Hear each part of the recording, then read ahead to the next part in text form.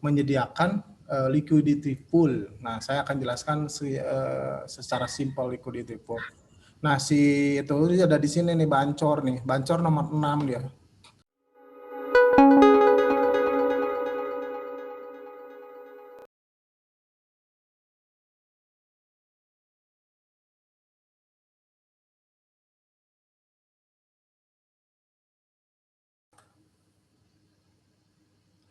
Halo teman-teman semua, selamat malam.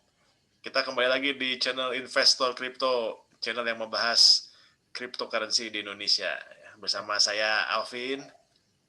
Dan saya Dedi, investor kripto. Gitu atuh.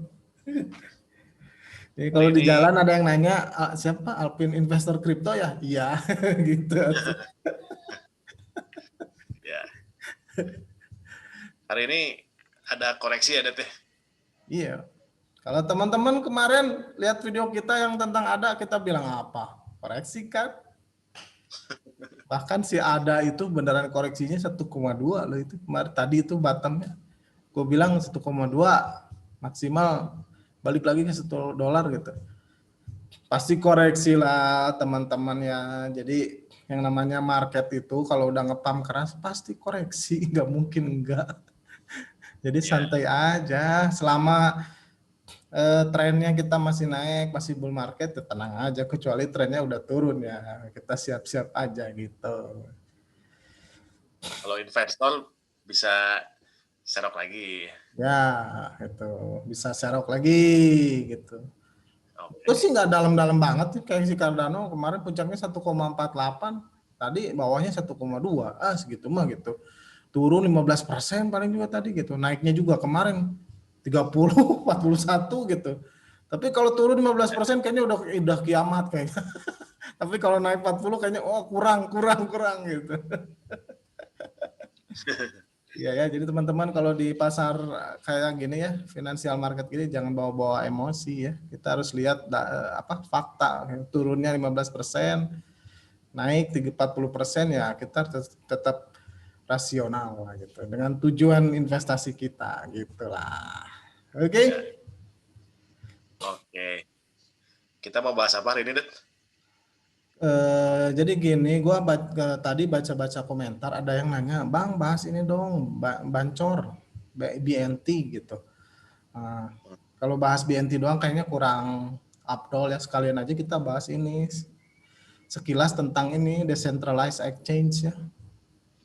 Apa itu, Det? Itu tuh ya ini pasar market, cuman nggak kayak teman-teman beli di Binance atau beli di ini di Indodax gitu. Itu kan namanya centralized exchange gitu. Nah, kalau yang ditanya teman kita tadi itu di komentar itu Bancor itu dia salah satu yang pertama dia decentralized exchange. Bedanya apa? Centralized exchange sama decentralized exchange. Kalau centralized exchange itu ya biasa kayak pasar market finansial biasa, cuman yang diperdagangkan cryptocurrency. Gitu. Kayak saham aja nggak ada bedanya gitu. Ada institusi centralized-nya gitu. Nah, kalau decentralized exchange itu nggak ada institusinya di belakangnya gitu. Jadi beneran on-chain exchange gitu, jual beli koin di blockchain gitu. Ya. Dan si DEX itu, decentralized exchange itu termasuk DeFi ya, atau decentralized finance gitu. Ya. Sekilas tentang jadi ini kalau bicara DeFi kan ada lending, Dexis, derivatif, bla bla bla yang lainnya. Ini Dexis itu pemainnya kalau lihat dari kan kalau di DeFi itu ada dua jenis transaksi di DeFi.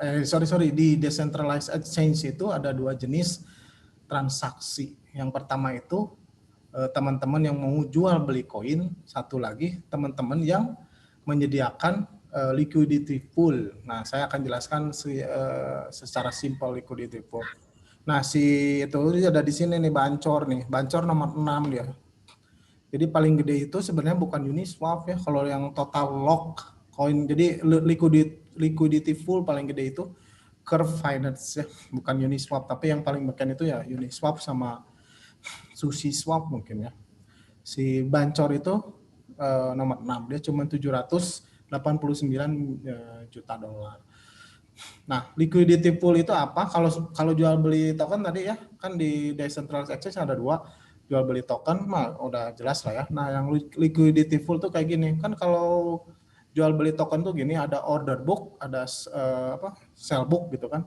Nah, itu kan jual beli antara teman-teman. Kalau cocok harganya terjadilah transaksi kan, kalau gitu kan order book atau buy book gitu kan.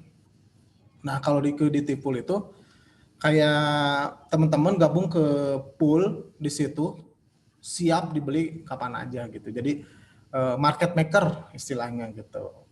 Jadi ada dua jenis transaksi buat jual beli token sama liquidity pool kalau di Uniswap. Nah itu tuh, nih gua ini aja deh, tunjukin aja kali ya. Yeah. Gue sambil, walaupun kita bahas Bancor tapi sambil bahas ini aja ya, si Dexes, si apa? Decentralized exchange. Ini kayak gini nih teman-teman kalau ini nyobain decentralized exchange tuh kayak gini. Jadi mereka tuh langsung connect ke wallet kita nih. Ini kayak si Uniswap, connect ke wallet. Ini gua pakai MetaMask nih, tuh langsung muncul. Jadi wallet ke wallet gitu ya? Ya. Aduh, kok lupa passwordnya. Gua nggak pakai buat di sini buat demonstrasi aja. Ini bisa nih. Gitu. Kayak gini nih, decentralized exchange tuh kita mau swap, mau mindahin apa gitu. Mau nuker apa dengan apa. Gitu, misalkan mau beli ini nih si AV gitu. Berapa jumlahnya nih, dari ETH menjadi AP, berapa jumlahnya, langsung dari wallet ke wallet. Decentralized kan berarti nggak ada kan, nggak ada institusinya. Nah, ini untuk beli AV, kita punya ETH mau ditukar gitu. Nah, berikutnya ada pool decentralized. Nah, itu kalau yang tadi, yang tadi itu dari siapa kursnya kalau decentralized? Itu dari Chainlink tuh salah satunya, dari Oracle. Nah, mulai kerasa kan gunanya. Ada satu jenis kripto namanya Oracle. Nah, yang supply datanya salah satunya itu si Oracle, yaitu Chainlink yang paling gede. Gitu, yang supply datanya tuh. Dia itu decentralized Oracle. Jadi dia ngambil dari beberapa exchanges. Nah, segitu gitu apa nilai rasionya dari antara satu token dengan token yang lain. Gitu. Gimana, Ben? Oh, jadi harus ikutin kurs itu atau kita bisa nego sendiri juga gitu? Kalian ini mah kan nggak buy order sell order gitu, jadi kan swap gitu kayaknya langsung instan, jual instan gitu. Jadi kita bisa aja memakai kurs berapa juga boleh gitu, Den? Enggak, kayaknya nggak bisa bikin order, nggak bisa, kita langsung swap, ini mah nuker aja langsung, nuker, tapi harganya berubah terus gitu. Kayak beli instan lah. Gini nih. Nah ini kayak contoh ini kita mau lihat harga dari mana nih? Kalau bisa contoh ini. Ada kelihatan di sini. Misalkan, cuman kan gua nih nggak ada itunya. Misalkan dari satu ETH, tuh, cuman gua nggak ada itunya, nggak ada. Gua tadi walletnya sengaja gua nggak pakai wallet yang asli gua. Tapi di sini kelihatan, misalkan, nih gini, tuh keluar price-nya. Bisa keluar, tapi gua nggak ada ETH-nya gitu. Berarti si price mah sama aja kali sama exchange sebenarnya, nggak beda jauh kali ya? Iya, cuman kan dia taunya dari mana, Sok? Dia kan decentralized exchange, dia taunya itu dari Oracle dia. Dari kayak Cband protokol, kayak yang paling gede Chainlink, kayak apa Telor, banyak jenis-jenis si crypto itu decentralized, mereka ambil harga dari beberapa exchange gitu. Oke. Itu. Ini tadi ya kalau swap begini, nah yang ada lagi satu pool. Nah, kita bisa menyediakan liquidity. Nah, kita bisa supply, kita punya, misalkan gua punya Koti nih, si Koti kalau misalnya ada deh. Nah, ini gua mau, jadi beda kalau tadi itu kan swap, orang itu mau swap gitu. Nah, ini tuh liquidity kita liquidity full, jadi kita ada pool kolam, di dalam kolam itu banyak orang nyimpen koin. Misalkan ini ETH Koti full. Nah, gua bisa nyimpen nih ke Koti ETH menyediakan untuk dijual atau dibeli gitu. Gitu. Jadi kayak kolam isinya itu koin-koin kayak pasangannya Koti ETH. Nah, itu bisa punya kita gitu. Nah, kalau ntar untungnya buat si penyedia liquidity pool itu, dia dapat untung ketika terjadi trade. Gitu. Kalau ada yang swap orang lain dari ETH ke Koti, nah kita dapat fee. Tapi kok misalnya Koti kita bisa habis juga di sini, tapi kan di-convert jadi fee-nya. Dan koinnya kita dikasih ke orang lain gitu. Market maker. Ya. Dan mungkin buat teman-teman membingungkan sih. Jadi kalau di Indodax kan ada buy order, sell order, kan itu jualan antara teman dan teman gitu, teman-temannya. Nah, ada satu lagi sebenarnya satu pihak namanya market maker.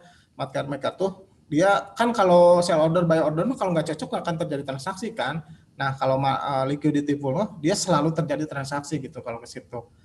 Makanya koin teman-teman bisa habis ketika menyediakan liquidity pool. Misalkan gue nyimpen Koti, tapi kan berubah jadi jadi yang lain, koin yang lain gitu. Itu namanya. Jadi di sini ini passive income juga gitu. Jadi gue masukin Koti sama ETH gitu.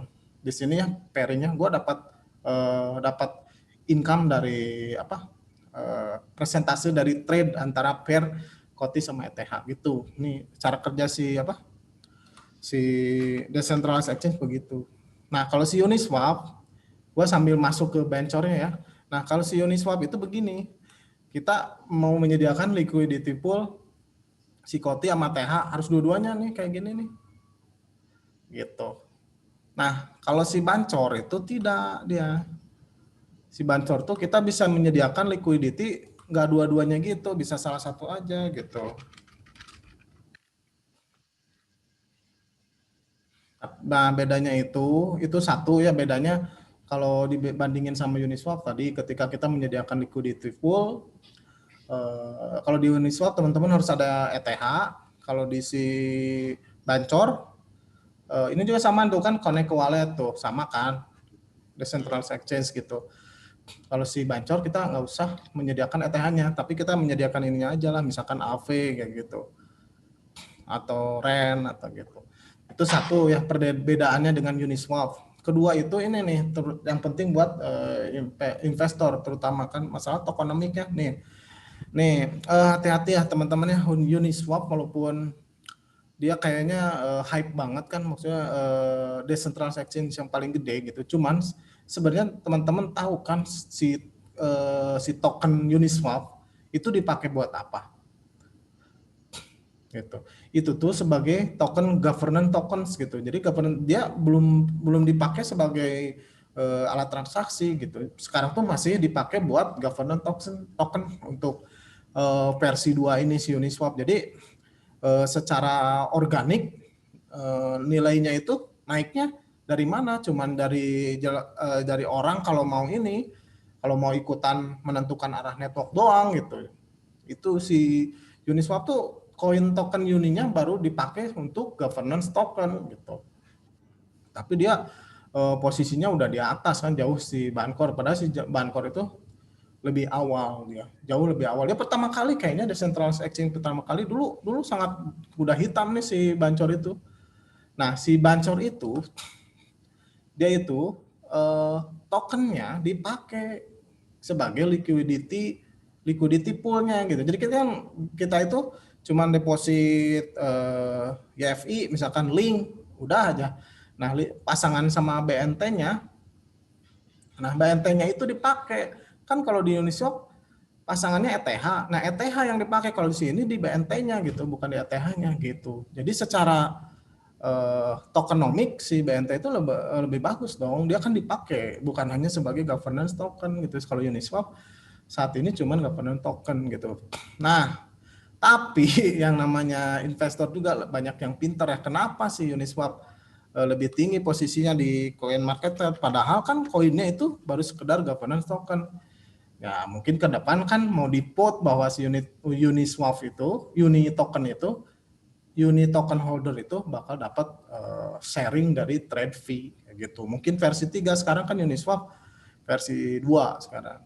Si Bancor juga versi 2. Gitu. Jadi kelebihannya saat ini si Bancor tokennya dipakai, tapi kayaknya Uniswap juga suatu saat trade fee bakal dapat duit dari trade fee itu untuk pemegang token Uninya gitu. Jadi ya si Bancor ini ya Kalau saat ini ya mungkin BNT-nya dipakai gitu, cuman ya masa depan banyak saingan kayak Uniswap, SushiSwap, Pancake kalau salah kan Pancake Swap, dan dia itu generasi terlalu cepat, dia tuh 2017 kalau nggak salah, dia dulu belum zaman decentralized exchange, dia yang pertama dan dia itu raise fundingnya di Amerika dan dia kena kasus kayak Ripple tuh ini tuh.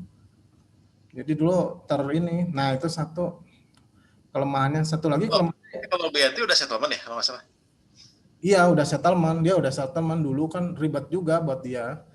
Tapi ini nih kelemahan satu lagi, kan kalau si Uniswap itu kita menyediakan liquidity pool itu pasangannya kan ETH misalnya sama Koti, jadi dua, kita harus punya dua koin. Kalau si Bancor ini kan kita cuma satu. Nah dia itu transaksinya nggak langsung gitu. Ketika nge-swap tuh ke BNT dulu. Misalkan gua mau ke Koti, di swap ke ETH. Nah Koti ke BNT dulu, BNT ke ETH. Jadi dua kali transaksi. Makanya sedangkan si Bancor sama Uniswap itu kan ERC20 token, jalannya di jaringan Ethereum, fee-nya dua kali gitu. Nah itu masalah menurut gua, mahal. Jadi tahu sendiri gas fee si ETH udah dibully abis-abisan gitu. Jadi ya menurut gua secara tokenomik dia sekarang lebih bagus daripada Uniswap gitu. Soalnya nggak hanya cuma governance token, tapi kedepannya gitu, saingan makin ketat ini. Uniswap, Curve Finance kayak gitu, dia ya itulah. Itu sebenarnya decentralized exchange juga masing-masing dengan flavor masing-masing kayak gitu. Iya, oke. Hmm. Jadi kalau buat invest tapi masih oke deh. Ya, gua sih rada ragu sih gua, soalnya ntar juga kan Uniswap pasti di-voting terus supaya si pemegang token holdernya dapat ini revenue dari hasil trade-nya, trade fee-nya gitu. Jadi gua masih dia berat ya untuk ngalahin Curve Finance sama Uniswap gitu, si Bancor ini gitu. Tapi ya nggak tahu juga kan. Kita lihat aja gitu. Tapi menurut gua si Bancor saat ini berat lah untuk mengalahkan Uniswap sama Curve Finance, itu berat gitu. Gitu. Oke. Soalnya dia di lock-nya juga ya itulah, itu kan secara potensi gua nggak terlalu gimana gitu ya. Tadi seperti tadi lah, silakan teman-teman putuskan sendiri lah. Iya. Gitu. Oke. Oke. Cukup buat malam ini, infonya segitu dulu kali ya. Iyalah. Tentang decentralized exchange ya. Santai dulu lah minggu mah. Kalau kripto nggak bisa santai tapi lihat terus ya. Tapi kayaknya minggu ini menurut gua kan udah ada, kalau mau koreksinya udah selesai, kayaknya nggak akan cepat juga. Senin, Selasa, Rabu lah mungkin ramai lagi menurut gua. Biasanya bosen dulu lah Senin, Selasa, tapi nggak tahu ya, tiba-tiba hajar bisa aja sih. Oke teman-teman. Gitu aja ya. Sampai dulu pembahasan kita malam ini ya. Nanti kita ketemu lagi besok, kita bahas lagi koin-koin selanjutnya. Oke. Thank you. Dadah. Thank you semuanya. Thank you semuanya.